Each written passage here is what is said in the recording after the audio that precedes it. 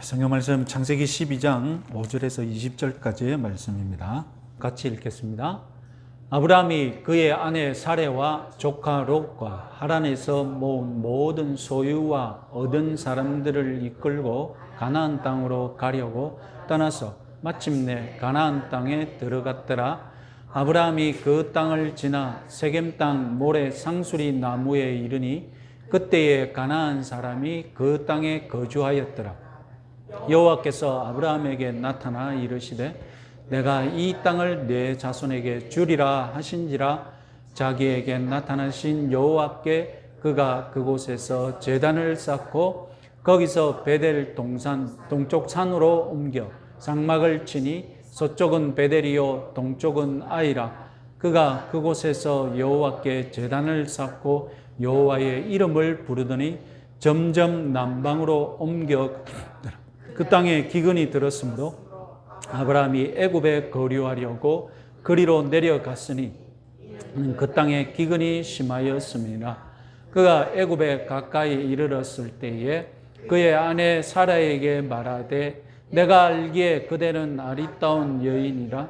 애굽 사람이 그대를 볼 때에 이르기를 이는 그의 아내라 하여 나는 죽이고 그대는 살리리니 원하건대 그대는 나의 누이라 하여 그러면 내가 그대로 말미암아 안전하고 내 목숨이 그대로 말미암아 보존되리라 하니라. 아브라함이 애굽에 이르렀을 때에 애굽 사람들이 그 여인이 심히 아리따움을 보았고 바로의 고관들도 그를 보고 바로 앞에서 칭찬함으로 그 여인을 바로의 궁으로 이끌어 들인지라. 이에 바로가 그로 말미암아 아브라함을 후대함으로 아브라함이 양과 소와 노비와 암수 나귀와 낙타를 얻었더라. 여호와께서 아브라함의 아내 사레의 일로 바로와 그 집에 큰 재앙을 내리신지라. 바로가 아브라함을 불러서 이르되 네가 어찌하여 나에게 이렇게 행하였느냐? 네가 어찌하여 그를 내 아내라고 내게 말하지 아니하였느냐? 네가 어찌 그를 누이라 하여 내가 그를 데려다가 아내로 삼게 하였느냐?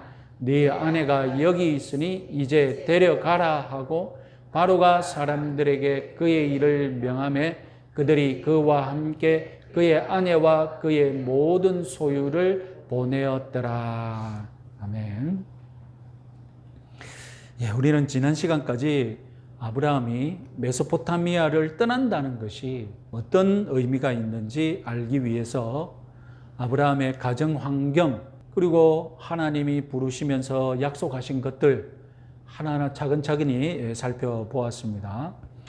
자, 오늘 주목할 것은 아브라함이 가나안을 향해 메소포타미아를 떠날 때 그때의 신앙 상태는 어땠을까요? 성경이 이렇다고 정확하게 말하고 있지는 않습니다. 하지만 저는 아브라함의 신앙을 우상 숭배에 오염된 상태, 아마 그럴 것이다 라고 말씀드렸습니다. 물론 반대 의견도 있죠. 고대 유대인들을 생각해 보십시오. 아브라함은 자기 민족의 영웅이지 않습니까? 이 위대한 선조 아브라함을 이들이 나쁘게 해석할 수가 없지 않습니까? 아브라함을 우상화해야 돼요. 그래서 유대 랍비들에 의하면 아버지 데라는 메소포타미아에서 우상을 만들어 팔고 있었지만 아브라함은 여호와를 잘 섬기고 있었다. 이렇게 전설로 주석으로 만들어서 그렇게 가르칩니다. 신앙생활을 잘하고 있는 아브라함을 메소포타미아인들이 핍박해서 쫓아버리는 바람에 가나안으로 오게 되는 동기가 생겼다. 이런 것이 이제 고대 유대인들의 해석입니다. 자, 그럼 집안이 우상 숭배에 빠져 있는데 아브라함이 어떻게 여호와 신앙을 유지할 수 있었느냐? 여기에 대해서도 또 답이 제공되어야 되지 않겠습니까?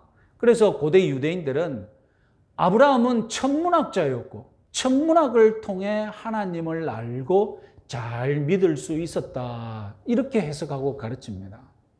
메소포타미아 문명, 특히 갈대아 여기는 천문학의 발생지입니다.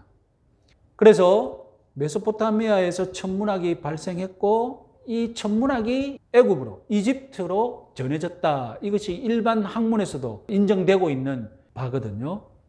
그리고 갈대아 우르라면 천문학의 중심지였기 때문에 아브라함도 우르에 살면서 천문학을 마스터했다. 이것이 유대인들이 아브라함을 우상화하는 과정입니다.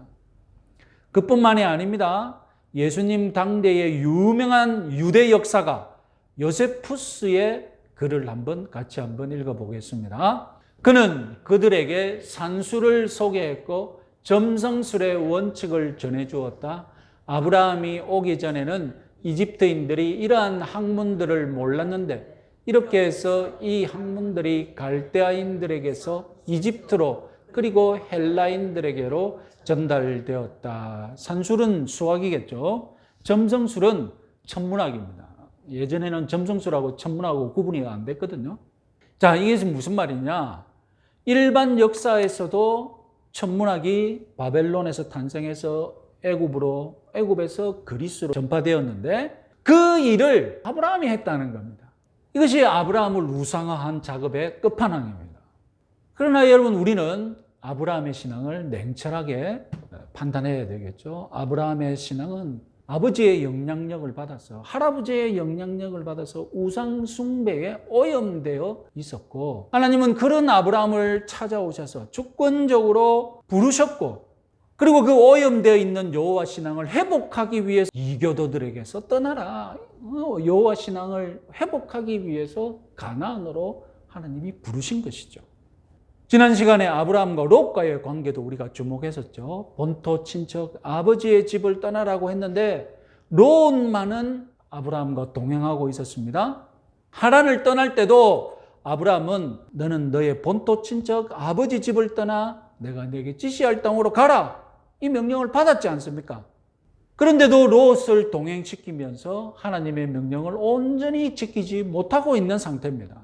만일 롯이 아브라함 없이는 못 살겠다고 억지로 따라왔더라고 해도 아브라함이 그런 롯을 받아들이고 롯과 동행하는 이유, 롯만은 차마 떨쳐버릴 수가 없었던 것입니다. 믿을 만한 남자 혈육 없이 믿을 만한 아들도 없는데 롯마저 없다면 혼자 낯선 땅으로 이민 가기를 아브라함은 두려워했던 것입니다. 지난 시간에 본 말씀드렸죠. 아브라함이 메소포타미아에서 가나안으로 이민 가는 것, 이것은 프랑스 파리 사람, 미국의 뉴욕 시민이 아프리카로 가는 거나 마찬가지라고. 만약 아브라함에게 듬직한 아들만 있었더라도 롯을 의지하는 마음이 덜했을 것인데 결국 아브라함은 하나님과 롯 두 가지 의지처를 가진 채로 가나안으로 들어가는 것입니다. 그렇다고 아브라함이 신앙이 없는 상태는 아닙니다. 히브리서 그 유명한 말씀 히브리서 11장 8절 말씀 우리 같이 한번 읽어보겠습니다. 믿음으로 아브라함은 부르심을 받았을 때에 순종하여 장래의 유업으로 받을 땅에 나아갈새 갈 바를 알지 못하고 나아갔으며. 여러분, 믿음에도 농도가 있습니다. 예수님은 믿음에 뭐가 있다고 했습니까? 크고 작음이 있다고 했지 않습니까? 하나님을 완전히 의지하는 데는 시간이 걸립니다. 그 전까지는 하나님을 믿는 마음도 있고, 그리고 자신이 여태껏 의지해왔고 자신이 여태껏 믿어왔던 것, 그것에 대해서 여전히 믿는 마음도 있고, 이렇게 동시에 믿으면서 살아가는 거예요. 그러면서 이제 믿음의 농도가 짙어지고 믿음이 커지면 어떻게 됩니까? 하나님 쪽으로 점점점 더 많이 우리의 마음이 이제 몰입하게 되는 것이죠. 아브라함에게 가나안 여정, 가나안으로 산다는 것은 어떤 의미가 있습니까? 신앙의 학교 같은 과정인 것이죠. 이 가나안에서 살아가면서 이제 믿음의 농도가 더 깊어지고 믿음이 점점점 커지는 그런 단계를 밟아가는 것입니다. 자, 오늘 드디어 가나안에 도착한 아브라함을 주목해 보겠습니다. 가나안에서 첫 번째 야영지는 에벨산과 그리심산에 위치한 세겜, 정확한 위치는 모래의 상수리 나무입니다. 이 위치는 창세기 그리고 신명기, 여호수아, 사사기에도 등장하는 아주 유명한 장소입니다.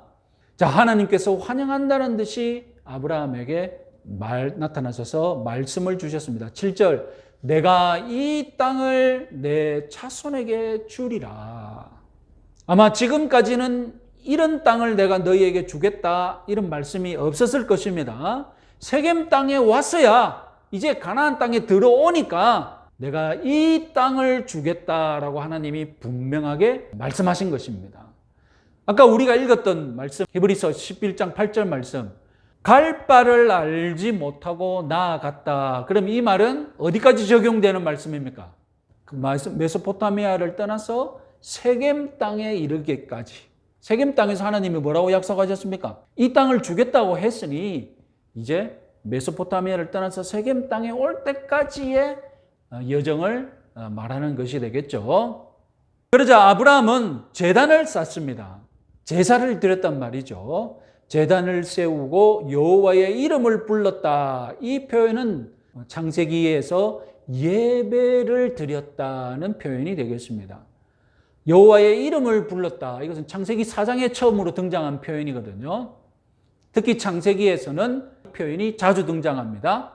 그리고 8절에서는 또 이동했는데 이번에는 베델 동쪽 산에 다시 장막을 가는 것이 아니라 그냥 내버려 둔 채로 다시 옮기면 제단을 다시 만들고 이렇게 했던 것입니다. 자, 12장 가나안 여정에서 주목해야 할 점은 아브라함이 가나안 땅에 들어왔을 때 그의 첫인상을 6절은 이렇게 말하고 있다는 것입니다. 그때에 가나안 사람이 그 땅에 거주하였더라. 아브라함이 가나안에 들어왔을 때 여러분 많은 호기심이 있을 거 아니에요. 갈대아 우르에서 태어나서 자랐습니다. 메소포타미아 지방, 그 비옥한 지방에서 쭉 70년을 살다가 하나님이 부르셔서 이제 가나안 땅이라는 낯선 땅으로 왔어요. 오면서 어떤 기대를 가지고 왔을까요? 사람들에게서 들은 것도 있겠죠. 가나안 땅은 이렇다 저렇다 무슨 들은 것이 있을 것 아닙니까? 그러면 최고로 좋은 땅은 뭐겠습니까? 만약에 하나님이 좋은 땅을 주신다면 그 땅은 어떤 땅일까요? 메소포타미아 같은 땅이죠. 큰 강이 흐르고 그 주변에는 점토도 많고 우기가 한번 오면 그냥 씨앗만 던져 놓으면 농사를 지을 수 있는 땅. 그런데 조건은 또 뭐여야 됩니까? 또 조건은 어떤 땅이어야 됩니까? 주인이 없는 땅이에요. 자기가 그거 가서 문제없이 살지 않겠습니까? 농사도 짓기 좋고 주인이 없는 땅, 그런 땅이면 최고로 좋은 땅이죠. 하여튼 여러 가지 기대를 가지고 가나안에 딱 들어왔을 때 세겜에서 이제 딱 머물러서 텐트를 치고 주위를 한번 돌아봤는데 그의 첫인상이 뭐라고요? 그 땅을 보는데 첫인상이 뭐라고요? 그 땅에 주인이 많이 살고 있는 거예요. 그 땅에 이미 주인이 살고 있는 거예요. 주인이 살고 있는 그 땅은 어떤 땅이겠습니까? 사람이 살만한 땅이겠죠. 그럼 사람이 안 살고 있는 땅은 어떤 땅이겠습니까? 사람이 살지 않는 땅은 살 수 없으니 살기에 어려우니 안 사는 거예요. 그런 땅을 가리켜서 히브리인들은 뭐라고 불렀겠습니까? 사람이 살지 않는 땅, 광야라고 부른 거예요. 광야. 그래서 그 영어 성경은 그 광야를 사막이라고도 번역하는데 히브리어 광야가 정확하게 지시하는 바는 무엇이냐면 사람이 살지 않는 땅인 거예요. 사람이 왜 안 살지? 이유는 간단하죠. 사람이 살기 어려우니까, 불편하니까, 살기 힘든 땅이니까 사람이 안 사는 거예요. 그야말로 야생동물과 야생풀만이 살 수 있는 땅. 그런 땅만 비어있고 사람이 좀 살다 싶으면 이미 가나안 사람들이 다 살고 있어. 여러분 지난 시간에 가나안의 문명 수준에 대해 말씀드렸죠. 가나안 땅은 큰 민족도 없고 그 조그맣게 사분오열되어 가지고 내가 이 땅을 차지하겠다 해가지고 좀 틈만 나면 그 조그만 민족들이 싸우고 있고 문명 수준도 낮고 그래서 메소포타미아가 잘 되면 메소포타미아에 조공을 바치고 애굽이 잘 되면 애굽에 조공을 바치고 이렇게 양 문명 사이에서 끼어서 살아가는 그런 수준의 땅이라고 말씀드렸지 않습니까? 아브라함이 야영한 정확한 위치를 한번 잘 보십시오. 8절 두 번째 야영지는 베델 동쪽 산입니다. 베델 동쪽 산의 야영지를 잡았습니다. 성읍이나 평지에 거주한 것이 아니라 산에 텐트를 쳤다니까요. 유목민들은 텐트를 한번 치면 그날 바로 출발하는 것이 아닙니다. 며칠간, 길게는 날씨가 좋고 저 자리를 잘 잡았다면 한 계절을 그곳에서 나는 것입니다. 왜 산에 자리를 잡았을까요? 왜 산에 집을 지었을까요? 성읍에는 들어갈 수도 없었고 들어가려니 무섭고 성읍에 들어가자니 환영해 주지도 않을 것이고 살만한 평지로 가자니 그것도 두렵고 그곳이라고 사람이 없나? 그것이라도 누가 태클 걸지 않을까? 만만한 장소는 어디겠습니까? 안심하고 텐트 칠 장소는 어디겠습니까? 산밖에 없는 거예요. 제일 야영하기 좋은 곳이라고 기껏 찾았더니 산밖에 없는 겁니다. 살만한 곳은 다 가난한 사람들이 살고 있으니까. 아브라함이 왜 북쪽에서 도착해서 남쪽 끝까지 네게부까지 점점 내려왔다고 얘기했을까요? 왜 점점 내려왔을까요? 하나님이 주시고자 한 이 땅 한번 자세히 훑어보았던 겁니다. 땅에 대한 기대를 가지고 있잖아요. 기대를 가지고 왔으니 세겜에서부터 내려와서 점점 내려오면서 하나님이 어느 땅을 주실런지 한번 전체적으로 다 훑어보는 겁니다. 다 훑어봤더니 여러분 어떤 마음의 결심을 내렸겠습니까? 자기 식구가 머물 수 있는 곳, 아브라함이 머물고 싶은 곳, 저기 좋네 하면 결론이 뭐겠습니까? 그런데 가나안 사람들이 살고 있네. 아브라함은 다양한 기대와 다양한 관점으로 이 가나안 땅을 싹 훑어보았겠죠? 그러다가 이제 가나안 남쪽까지 이르는 겁니다. 가나안 땅 끝까지 이르는 거예요. 북쪽 끝에서 남쪽까지. 아브라함이 과연 자기가 살고 싶은 주인 없는 땅을 찾았을까요? 못 찾았겠죠. 살만한 땅이면 가나안 족속들이 다 살고 있었겠죠. 여러분 나중에 롯도 아브라함과 결별할 때 아브라함이 먼저 네 살만한 땅 선택해라고 했지 않습니까? 그 롯이 다 살펴보고 저기 좋은 땅이네. 롯이 진짜 살만한 땅이다. 진짜 에덴 동산 같은 땅이 보이는 거예요. 그래서 내가 저기가 먼저 가서 살겠습니다. 그 아브라함 땡 하고 출발했어요. 가보니까 무슨 일이 벌어졌습니까?